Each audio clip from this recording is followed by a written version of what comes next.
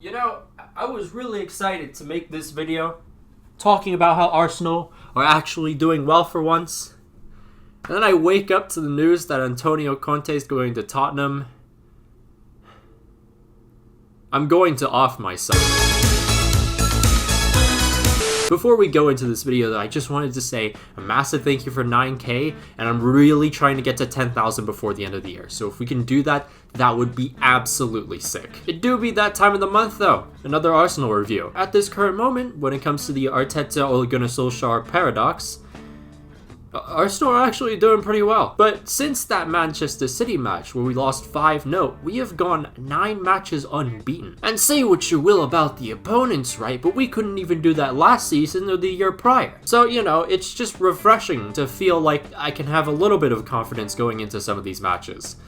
And then not be disappointed at like 7:30 in the morning. We'll start off with the match that followed after Tottenham, Brighton away. This one, honestly, for me, was the biggest test for Arsenal when it came to seeing if this team was legit or not, and they were alright. I wouldn't say really good or bad, just very average. The difference was, and why I'm saying that Brighton was the biggest challenge is because right now they're doing pretty well. They just drew against Liverpool, but there's a well-defined system that they play under Graham Potter. Their game revolves around the suffocating press and also ball retention. Arteta does have a system as well, it just needs a little bit more polishing. In terms of statistics, Brighton had 420 passes to Arsenal's 268, 18 key passes from Brighton as opposed to Arsenal's 5. And one player that really got my attention was Marc Cucurella. Cucurella had been impressing, and the match against Arsenal was absolutely no exception. 4 key passes and 4 tackles are basically the key stats I'd want to mention there. And then another thing about Brighton is they are very dominant in the air. The entire back 3 combined for 12 aerial duels won, and also Dan Burn got 6 tackles. But enough about Brighton. Arsenal weren't bad, as I said before, and their defense was pretty solid. I'd say Ben White was probably the best performer. I think just in general though, we did get kind of lucky. There were multiple times where Brighton had a chance in our box very close to our goal, and they probably should have scored like at least 2 goals. But you know what? I'll take a draw. Against Brighton in pretty good form away from home,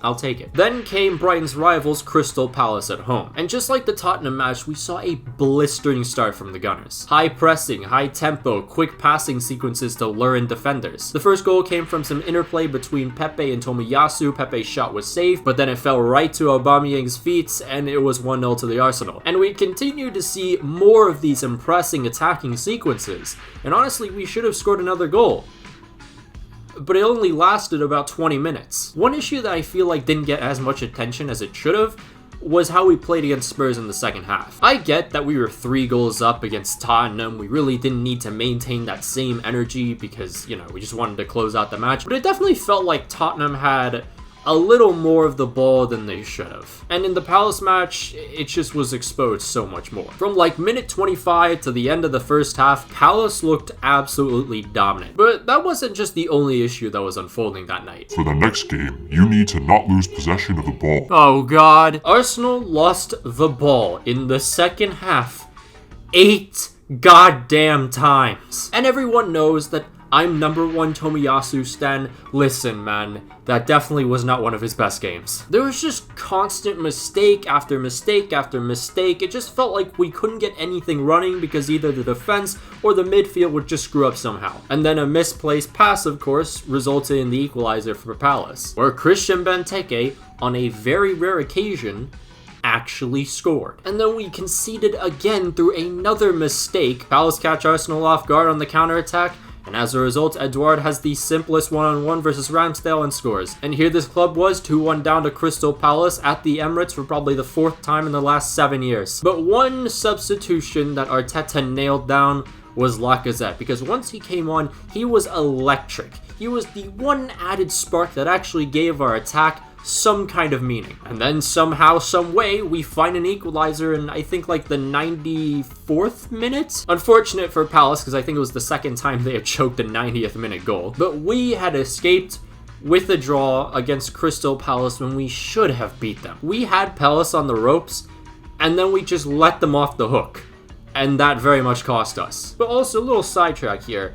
How the hell was this not a red card? So Aston Villa 4 days later comes upon us, and Arsenal definitely needed to learn from what mistakes they had made against Palace. And they did just that. Constant pressure applied to the Villa defense pretty much the entire match, I'd say. 23rd minute comes around, we get a breakthrough from Thomas Partey, and then right before the end of the half, Aubameyang scores a penalty, and I'll be honest, that definitely was not a penalty. But you know, after all the pain that I endured during the Vietnamese qualifiers, I'll take it. Gladly will take it. Going into the second half, Arsenal again just kept that energy going, and the third goal I love a lot because it started with Smith Rowe interrupting the Aston Villa attack, and it ended with Smith Rowe scoring. Jacob Ramsdale got a consolation for Aston Villa, spoiled the clean sheet. Kind of unfortunate there because the back four again was really solid. But overall, it was just a fantastic performance, just like the Tottenham match, if not better. Easily man of the match was Emile Smith Rowe, who had 4 key passes,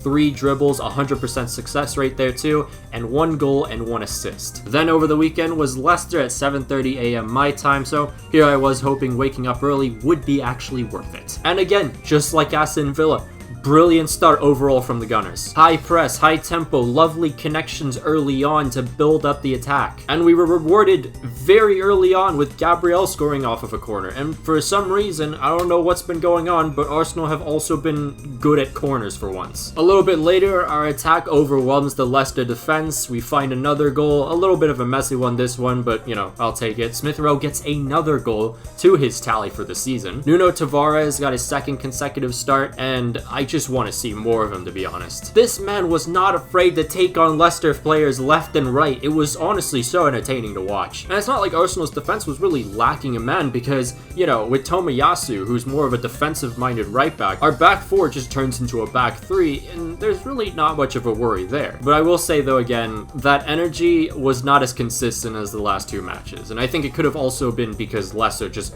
kind of got into that match a little bit more later on. But the best player by far in that match was Aaron Ramsdale. Ever since he's put on an Arsenal shirt, he's looked amazing. Against Leicester, he had a clean sheet and 8 saves, and 2 of those saves were phenomenal. And the way he responded to those Leicester fans behind them, just inject that shit into my veins. But overall, very, very satisfied with what I've seen in these past 4 weeks. Something I definitely was not expecting to say. Could it possibly be the Mikel Arteta, Ole Gunnar Solskjaer paradox? Absolutely.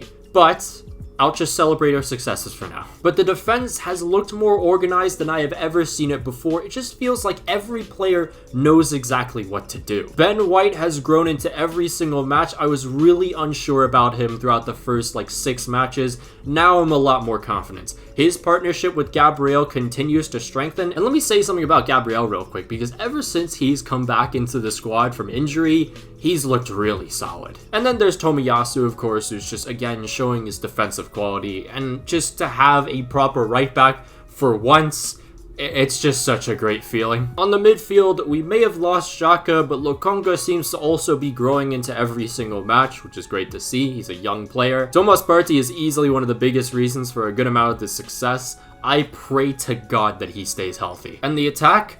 I've never seen it better. All of last season, it just felt like every single Arsenal attacking sequence, I could just sleep through. And when I saw the Spurs match and how we attacked there, I was really scared that was more of just the fact that Spurs were terrible, but thank God I was wrong. For the most part, every single match I've seen so far, passing play has been quick, efficient. I haven't seen none of that side passing bullshit, which is what we like to see. I will say though, the energy still needs to be maintained a little bit more. It just feels like this club kind of just runs out of oil after about 20 minutes. But so far, again, it's very promising stuff, and we're right now 6th in the league, so do I want to have hope? Probably not, but it's kind of inevitable at this point. Arsenal's next matches are Watford at home, Liverpool away from home. After that, we have Saudi State Propaganda at home, and then Manchester United away. It's a very interesting couple matches coming up, and it'll be a good test for these players. Do I expect us to beat Liverpool? Absolutely not. But do I expect us to beat Watford at this point? Yeah. Do I expect us to beat Saudi State Propaganda? Of course. Manchester United? That'll definitely be an interesting match. Who knows whether or not we'll win, or the paradox will just switch places again. But I'd like to see what you guys think. Is this really Arteta showing what he can do, and will it be on a consistent basis, or is this just the paradox swap? Let me know down in the comments below. Special thanks to all of our patrons for this month: Daniel Ortiz, Victor, Lewis, Emmett Shea, Dominic Griffin, Joseph Bonfante, and Tomicus. If you'd like to join the Patreon, there'll be a link down below and in the annotations above. You can follow me on Twitter for some video updates, follow me on Instagram if you want, follow me on TikTok, trying to get to 3,000, and follow me on my inactive Twitch. But until then, I'll see you guys.